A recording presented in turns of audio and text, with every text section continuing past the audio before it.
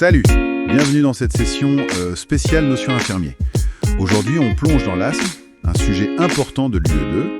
Le but, c'est de capter l'essentiel assez vite, un peu comme une bonne révision. On va checker la définition, les causes, les signes et bien sûr, les traitements. Prête ? Ah oui, carrément.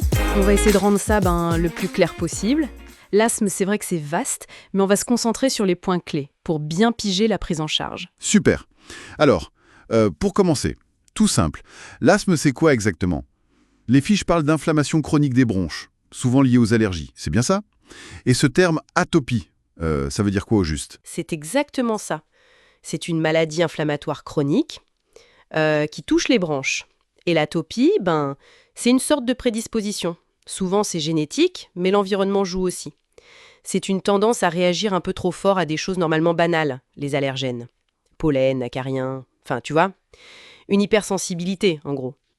Et oui, la plupart des asthmes, surtout chez les plus jeunes, sont d'origine allergique. D'ailleurs, un enfant dont les deux parents sont allergiques, il a un risque hyper élevé, genre 80-90% de l'être aussi. Ah ouais, quand même. C'est énorme. Et concrètement, pendant une crise, il se passe quoi dans les poumons ? J'ai noté 3 mots. Bronchoconstriction, œdème et hypersécrétion. C'est ça le trio ? C'est tout à fait ça, le trio infernal on peut dire. En fait, quand la personne est exposée à un facteur déclenchant, un allergène, mais aussi le froid, un effort, la fumée, plein de trucs, il y a une réaction inflammatoire qui s'emballe. Et ça provoque ces 3 choses en même temps ou presque. 1. Les muscles autour des bronches se serrent très fort. Ça, c'est la bronchoconstriction. Le tuyau se rétrécit, quoi. D'accord. 2. La paroi intérieure des bronches, elle gonfle. Ça, c'est l'œdème à cause de l'inflammation. Ok. Et 3. Les bronches fabriquent beaucoup plus de mucus, un mucus souvent épais. C'est l'hypersécrétion. Et le résultat de tout ça, l'air a du mal à passer, surtout quand on souffle à l'expiration. D'où les sifflements.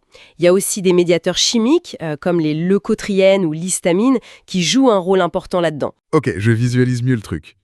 Et tu parlais de le différencier d'autres maladies. Oui, hyper important ça. L'asthme, typiquement, il évolue par crise. C'est paroxystique. Et surtout, c'est réversible. Ça, c'est fondamental. Ça veut dire qu'entre les crises ou avec le traitement, la respiration peut redevenir normale. Ah oui, réversible.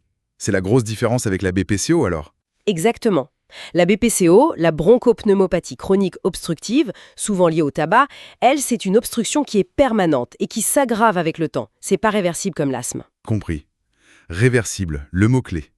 Et alors, pour le diagnostic, on fait comment ? Juste les symptômes ou il y a des examens ? J'ai vu passer PIC-FLO et EFR. Alors, le diagnostic, il commence par l'interrogatoire, c'est la base. On questionne sur les symptômes, quand ils arrivent, ce qui les déclenche. On cherche aussi ce fameux terrain atopique chez la personne ou dans sa famille. Mais pour confirmer et évaluer la sévérité, oui, les EFR, les explorations fonctionnelles respiratoires, c'est indispensable. D'accord, les EFR. Voilà, ça se fait dans un labo spécialisé, on mesure les volumes d'air que la personne peut souffler.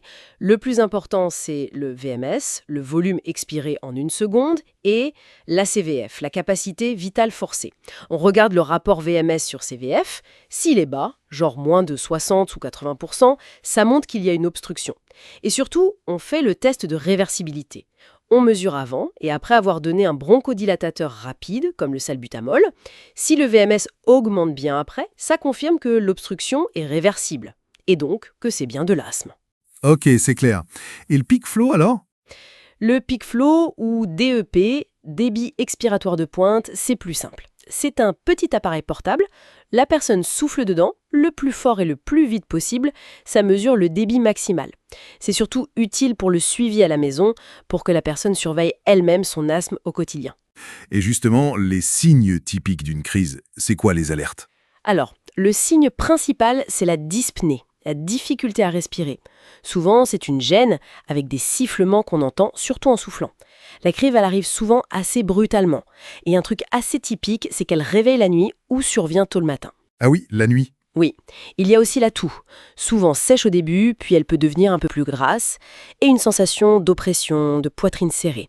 Parfois, c'est l'effort qui déclenche tout ça. Et pourquoi la nuit d'ailleurs ? Il y a une raison ? Oui, c'est lié en partie au rythme biologique de notre corps. La nuit, le taux de cortisol, une hormone naturellement anti-inflammatoire, baisse. Et donc, l'inflammation peut plus facilement flamber, disons. Ah, d'accord, logique. Bon, et niveau traitement, j'ai compris qu'il y avait une différence entre gérer la crise et le long terme. Exactement. Il faut bien distinguer les deux. Il y a le traitement de la crise, pour soulager vite fait quand ça va pas, et puis il y a le traitement de fond, qui est là pour calmer l'inflammation sur la durée et éviter que les crises reviennent. Ok.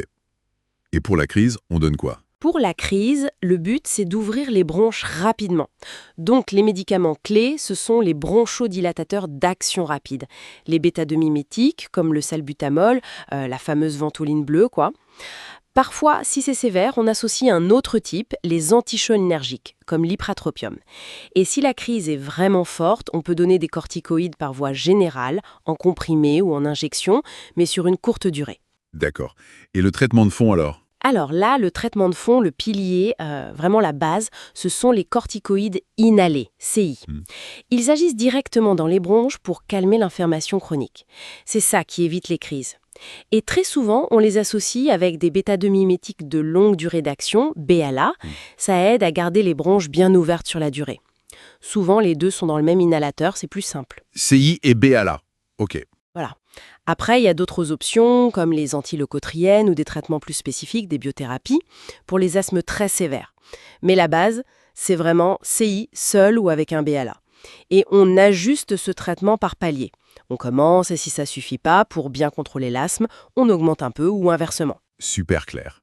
Et un dernier point, j'ai vu partout ETP, éducation thérapeutique du patient. Ça a l'air hyper important. Ah mais c'est fondamental. Vraiment. L'ETP, c'est pas juste se donner des infos.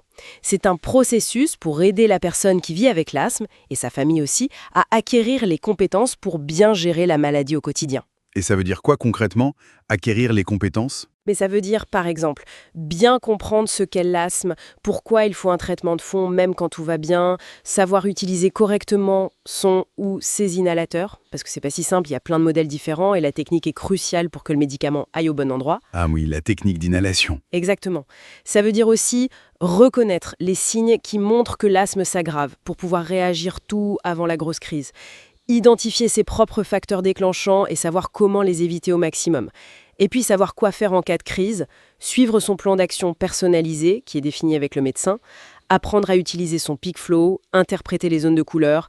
Tout ça, ça rend la personne beaucoup plus autonome et ça améliore vraiment l'efficacité du traitement. Ah, et j'oubliais, la vaccination contre la grippe et le pneumocoque, c'est fortement recommandé. Ok, je crois que là, c'est beaucoup plus clair. Si je résume, inflammation chronique, souvent allergique, l'atopie, obstruction des bronches qui est réversible, la différence avec la BPCO. Pour le diagnostic, les signes cliniques et surtout les EFR avec le test de réversibilité. Et pour les traitements, ceux de la crise, pour agir vite, et le traitement de fond, surtout les corticoïdes inhalés, pour contrôler l'inflammation. Et l'ETP, indispensable pour que la personne gère son truc au quotidien. J'ai bon ? C'est un excellent résumé. Parfait.